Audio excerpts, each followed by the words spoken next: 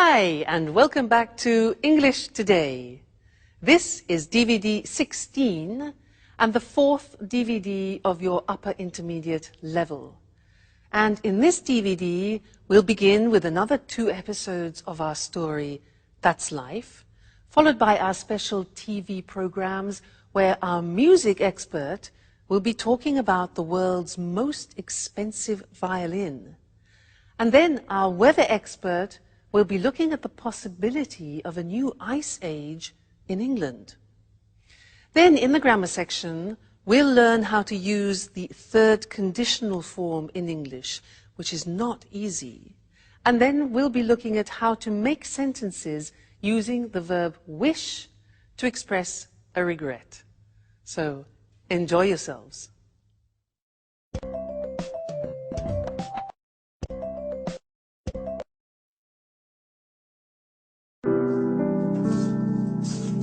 Good morning, Sarah.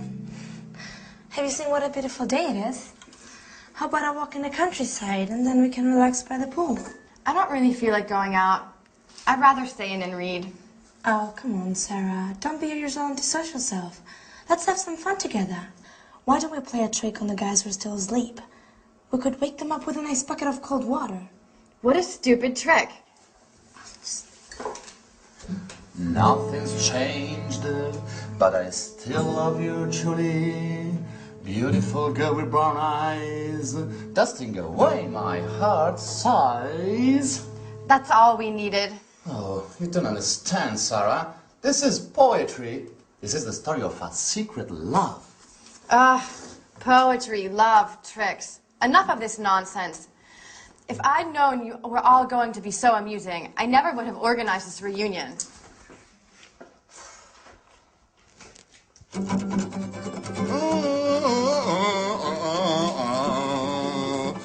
Beautiful girl with brown eyes, dusting away my heart aside. Oh no, Paolo! Look what a mess you've made. And by the way, you didn't clean the kitchen last night, did you? Come on, Michelle, give me a hand. No, I'm sorry. I can't touch that awful stuff. When are you going to get the message? I never touch that awful stuff. I hate detergents and the multinationals that make them. And I hate cleaning too. Oh, come on, we're on holiday. What is this racket? And what is going on in here? Has World War III broken out? It's just started. Well, soldier Sandra's launched her offensive, but the Paolo Michel squadron is responding well to the attack and will defend its position to the bitter end. Stop playing around. Roll your sleeves up. The sooner we start working, the sooner we'll finish and we'll be able to relax by the pool. Wait a minute. I was just thinking of going back to bed. If I'd known what was waiting for me, I would have slept until midday. Maybe we could ask Sarah to give us a hand. Well, you must be joking. She just asked not to be disturbed and giving her a bad mood over the last couple of days. Well, we could ask Mike, though. Oh, no. I just saw him a few minutes ago. I asked him where he was going and he said he was going to the village to buy a newspaper. He asked me if he should do some shopping, but I told him we'd all go to the supermarket together later on. Fantastic. First cleaning up, then the shopping. Just the sort of holiday that I'm dreaming of. Well, it's only the 4 of us here. Let's share the jobs out. Just a minute, just a minute. I've got an idea.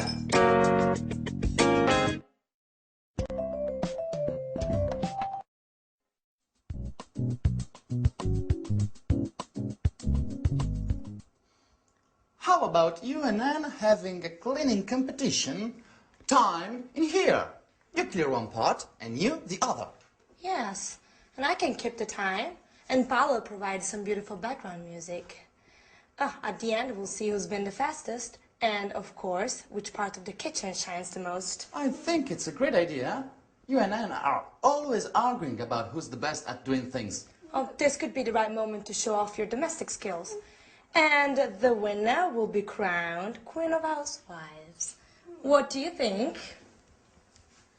Well, it's an unusual idea. It's very original, but I'm not sure. Oh, come on, Anne. Why not?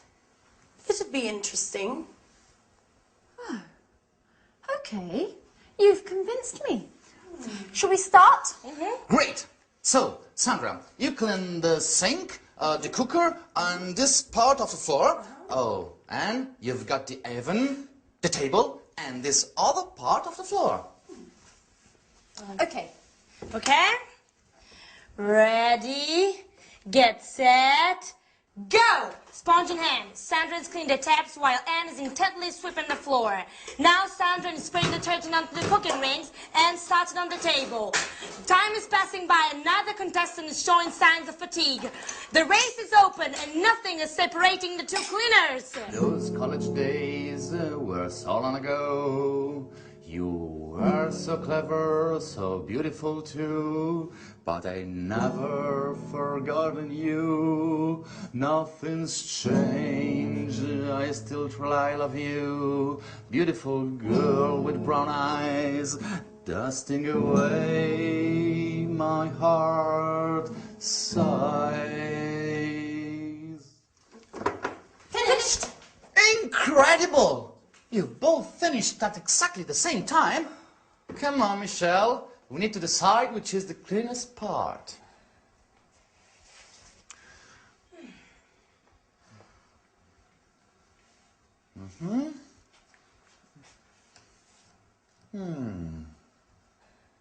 So, Who's won? Well, after considerable discussion, the jury declares that the winner is... come on, don't keep us in the dark. Who's won? Oh, you've both won. It's a dead heat. You've finished together and both parts of the kitchen are perfectly clean. Okay, well maybe it's better this way, Sandra. At least there'll be no arguing about who's better at cleaning. Yeah, you're right. Let's forget our rivalries, at least for today. Come on, let's shake on it. Okay. We're both champion cleaners.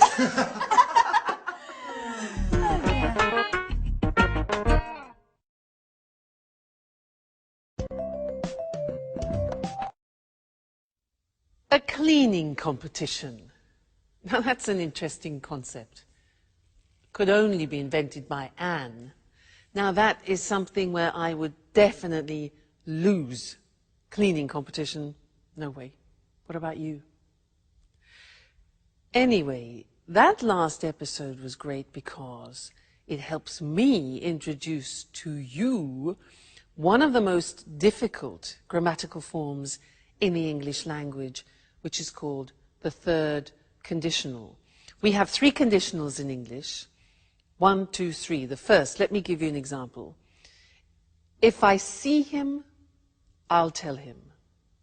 That's number 1. If I saw him, I would tell him. That's number 2. Number 3 is what we're going to look at now. If I had seen him, I would have told him. Sounds terrible, doesn't it? Too much grammar. But last lesson was useful because we learned the first part of the third conditional, which is the past perfect. They used it in the episode. It was Sarah. She said, if I had known you were all going to be so amusing, I would never have organized this reunion. Now that's a good example, and it's difficult. We often use the third conditional when we talk about a regret. Let me give you an example. I saw a beautiful house. It was quite expensive, but I liked it. I needed time to think about it. And I didn't buy it immediately. And then somebody else bought it. So I think, oh, if I had bought that house, I would have been so happy. So that's expressing a regret. So let's go to the screen and see how it's constructed, because it's really not easy. It takes time to be fluent in the third conditional. The grammar is this. If, because if describes a hypothetical situation. Now, when you're talking about the third conditional, it's an unreal, it's an impossible situation because you can't change it anymore. So we start with if, then the past perfect, which we learned last lesson. Then we use would, which we also use in the second conditional, followed by have, the infinitive, and then followed by the past participle. So let's see how that works. If I hadn't gone, past perfect, to the party, I would have gone to bed early. Okay, so I went to the party and I didn't go to bed early. So the consequence is, if I hadn't gone to the party, I would have gone to bed early. But I didn't go to bed early. Okay, so what was the consequence of that? Now, imagine I drank a lot of wine and I had a terrible headache. And you think, ooh, regret. If I hadn't drunk, past perfect negative, if I hadn't drunk so much wine, I wouldn't have had such a bad headache yesterday. Now that's difficult. Look at that. Wouldn't have, negative, wouldn't have, plus the past participle of the verb have. So I wouldn't have had. Now this is not easy. It will take time for you to use fluently. You have to keep practicing it. Practice it in the toilet, in the bath, when you're walking down the street. Okay. Another example. Now, I didn't set the alarm, so I woke up late. If I had remembered to set the alarm, I wouldn't have woken, past participle, up late. If I had remembered to set the alarm, I wouldn't have woken up late. Seems difficult, doesn't it? Takes practice. Another example. I missed the bus. I didn't get up. The bus went without me. So third conditional. If I had got up earlier, I would have caught the bus. If I had got up earlier, I would have caught the bus. Impossible situation, can't change it. If I hadn't been late for work because I missed the bus, so I was late for work, my boss wouldn't have been so annoyed. Wouldn't have been, you notice be in the past participle, been so annoyed. And the last one. Well, we lost the contract because I went to the party, I drank too much wine, and I missed the bus. Everything was late. So if I hadn't gone to the party, we wouldn't have lost the contract. If I hadn't gone to that party, we wouldn't have lost the contract. Okay? Terrible consequences of my irresponsible behavior. So that's the third conditional. Please don't worry. It is difficult, probably one of the most difficult things in the language, and it takes time to get fluent in it. But just keep practicing. Just take a phrase and say it to yourself often. Like, if I hadn't done that, if I had studied more, I would have passed the exam, as an example. If I had studied more, I would have passed the exam. All right? So, happy practicing. Bye.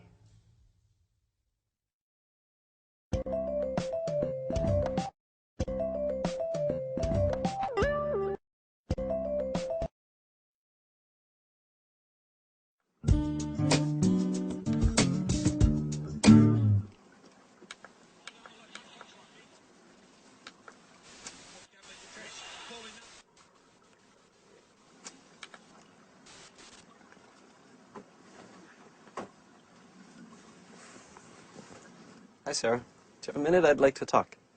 Sure. Well, I'd like to apologize for the other evening. I swear I didn't do it on purpose. I didn't know anything about what had happened at the bar. Okay. I'll forgive you this time. great. I'm glad we've cleared up that misunderstanding. So tell me, how did the fire start?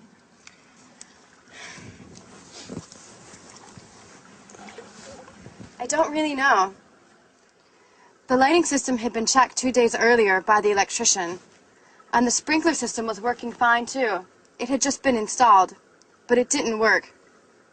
How's that possible? I don't really know. Someone must have thrown a cigarette on the curtains, which caught fire straight away. The whole pub burned down in a few hours. The fire brigade couldn't save the place. It all went up in flames. I wish I'd been more careful.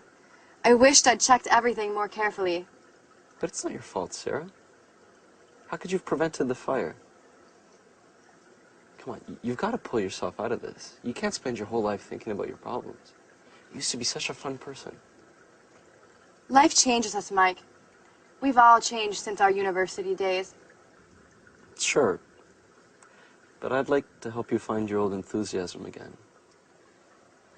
Tell me, how can I possibly help? Well, I'm not sure. You're embarrassing me. Hey, you shouldn't feel embarrassed, not with me. We've always trusted each other, no? What time is it? 4:15. Oh, no. The match. It's already started. You know, Mike, we were talking just then. Yeah, I know. We'll continue our conversation later. I've really got to watch the game now. It's a great match. Chelsea against Manchester United. You know that doesn't interest me in the slightest. You haven't changed, Mike. All you think about is football. Football's the only important thing in your life. You're exaggerating now, Sarah. And you don't understand anything. All you care about is football. Maybe if I wore a Manchester United shirt, you'd pay me more attention. What did you say?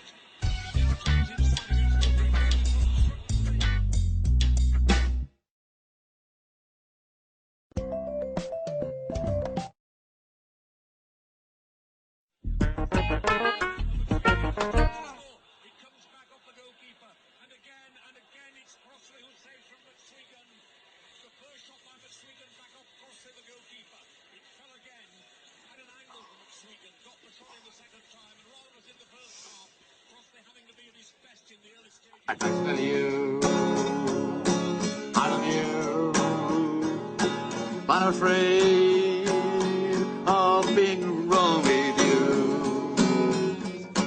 Beautiful girl, with brown eyes, dancing away my heart aside.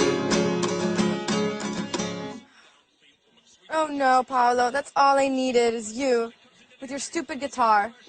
I've had enough. I'm going to my room.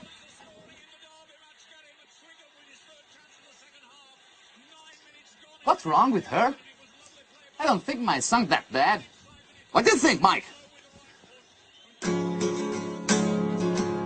I'd like to tell you, I love you. Paolo, can I watch the game in peace and quiet?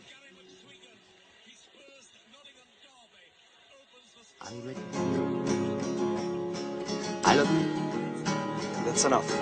I'm going to watch this somewhere else. I can't believe it. They're all mad here. I'd like to tell you, I love you, but I'm afraid of being wrong. Beautiful girl, with brown eyes, dancing away my heart side. Oh, and at last someone who appreciates my talent. I knew you were an expert in music. That song, Paolo, what does it mean? Oh, I wrote it. Thanks to Mike that gave me the inspiration. You like it? Oh, no. Mike? Yeah? That's not possible. I don't believe it. Unbelievable. They are all mad in this house. Beautiful girl, with brown eyes, dancing away. My heart sighs.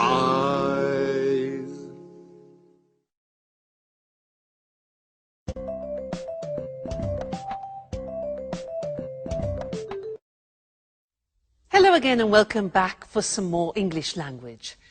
And this lesson is a continuation of what we started in the last lesson, where we learnt the third conditional.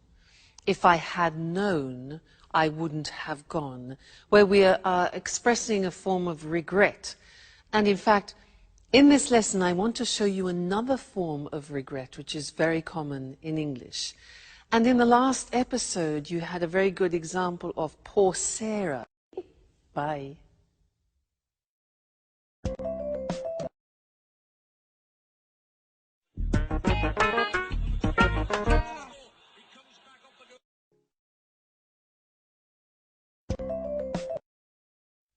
Hello again and welcome back for some more English language. And this lesson is a continuation of what we started in the last lesson, where we learnt the third conditional. If I had known, I wouldn't have gone, where we are expressing a form of regret. And in fact, in this lesson, I want to show you another form of regret, which is very common in English. And in the last episode, you had a very good example of poor Sarah, who is expressing her regrets. She said, I wish I had been more careful. I wish I had checked everything more carefully, you know, when the pub burnt down. So she starts the sentence with, I wish, and that's her desire. A desire that she would like to have fulfilled. It's too late. So we use wish to express desires like that. Let me give you an example in the present tense. I can say, I'm fat, and I have a desire which is to become thinner. So I would say, I wish I were thinner. Let's look at the screen and I'll help you with this, because we can use wish in the present and also in the past, so the grammar form changes. Let's first look at how we use it in the present. I say I'm fat, I'm overweight, all right? So my wish is, I wish I were thinner. Now, this is very interesting because it's an example of the subjunctive in English. Now, the subjunctive has disappeared from the language, but only in this case do we use it. We don't say, I wish I was, but I wish I were thinner. Okay, so an important exception, that. Another example is, I don't know how to cook, and I have a desire, a wish to change that. So I could say, I wish I knew how to cook. Notice that the verb know goes into the past, simple past. I wish I knew how to cook. She can't speak another language. So the girl can't speak another language. She has a desire.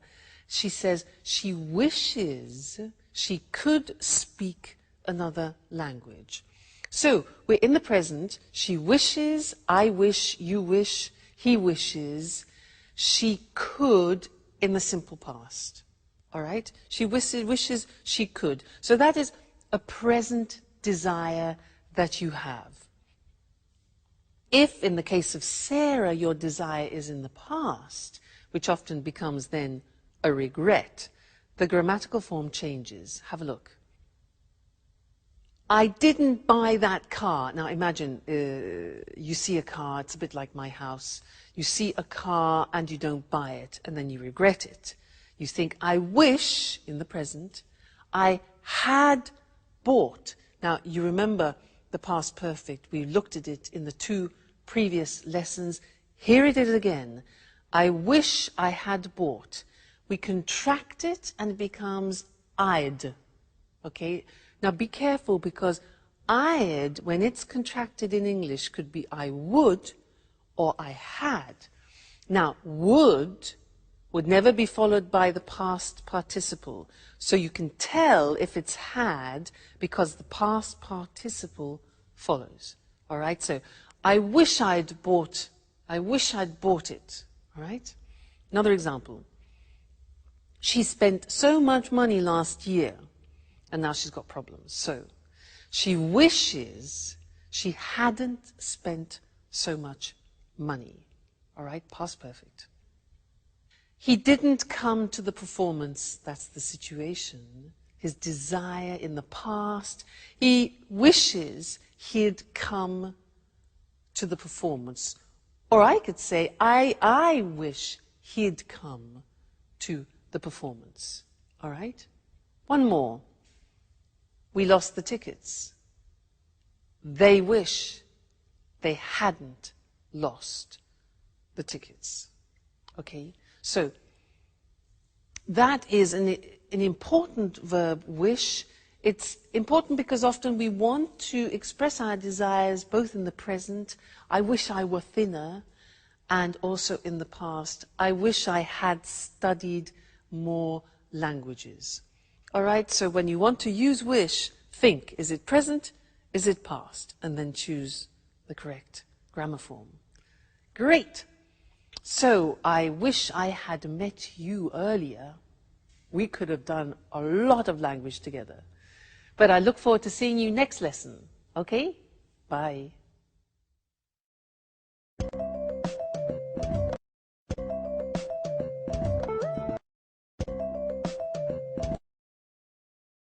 Good morning and welcome to this week's edition of Music World. And welcome to Tony Moore, our music expert. Hello, Lucy. And good morning to all our music fans. Well, Tony, on May 16th, 2006, a Stradivari violin was sold at auction in New York for $3.5 million. The Christian Hammer violin, as it's called, had become the world's most expensive musical instrument. So why is this violin so special?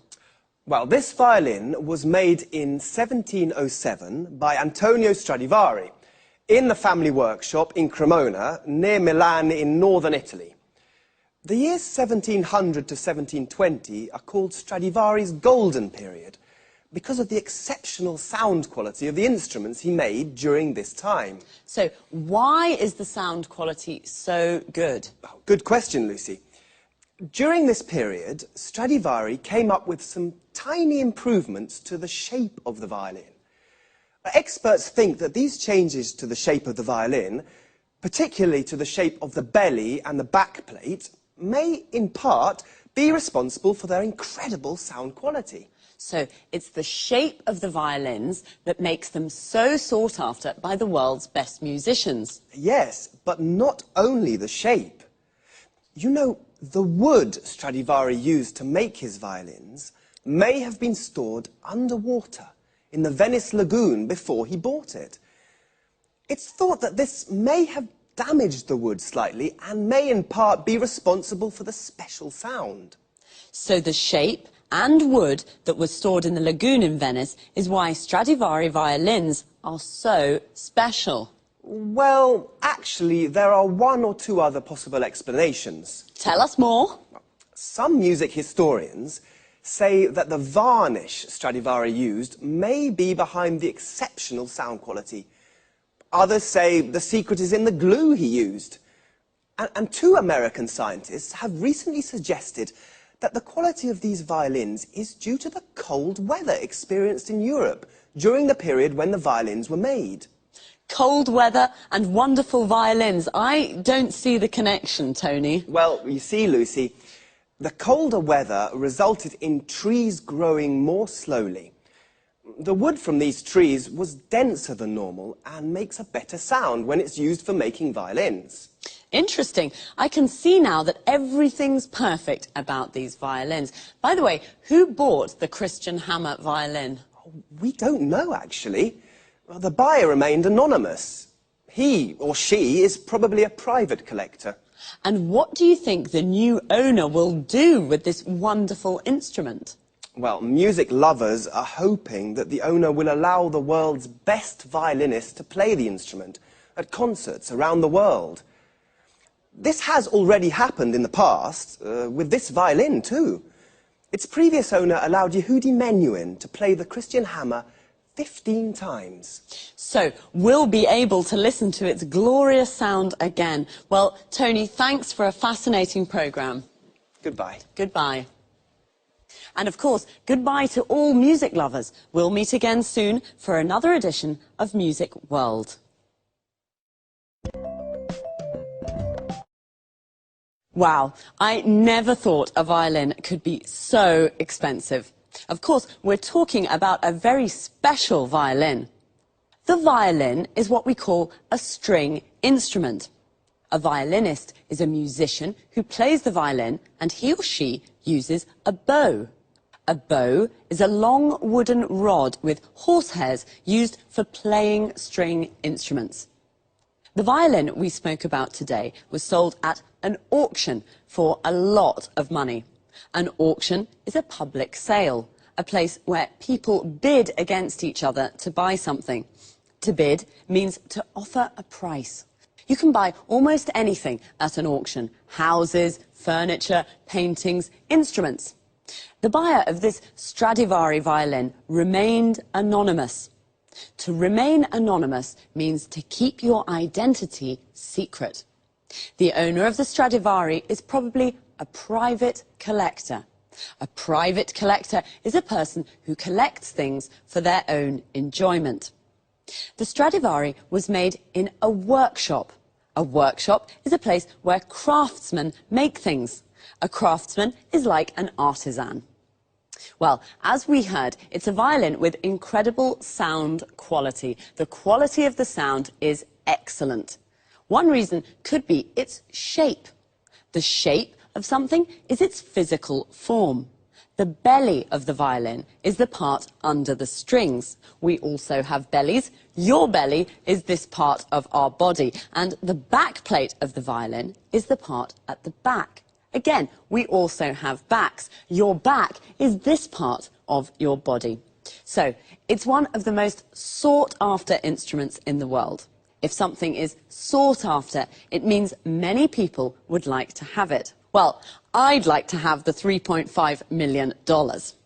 That's all we have time for this week. Take care, and I'll see you again soon.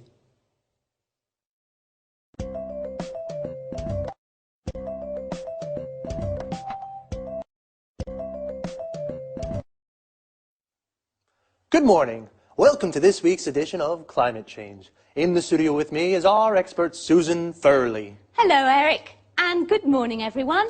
Well, Susan, let's talk about the weather in Scotland today. You know, I'm planning to visit the West Coast this summer, and I really don't know what kind of clothes to take with me. It's cold there, isn't it? Not really. Take your swimming costume, a beach towel, and some suntan cream. You're joking, aren't you? Not at all.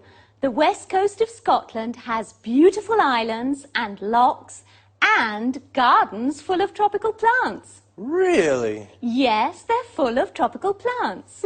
Tropical plants in Scotland. How is that possible? It's thanks to the Gulf Stream. You know, it's one of the world's most important ocean currents.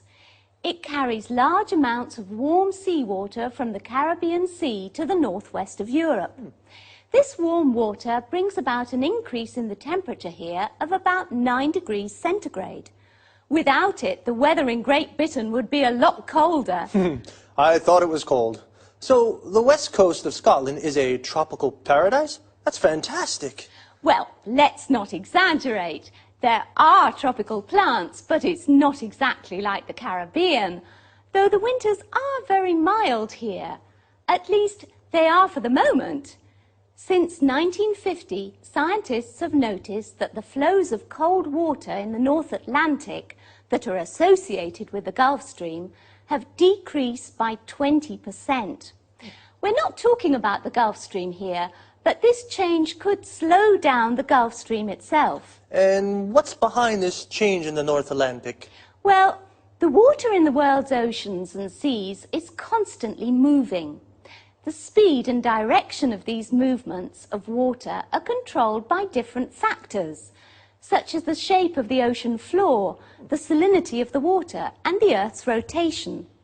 Well, scientists have noticed that the ice sheets of the North Pole and Greenland are melting due to the greenhouse effect. This is reducing the salinity of the water in the North Atlantic and is reducing the flows of cold water that help the Gulf Stream bring warm water to Western Europe. So, are you saying that the seawater and the temperature in Great Britain could become colder? Yes. This has already happened in the past.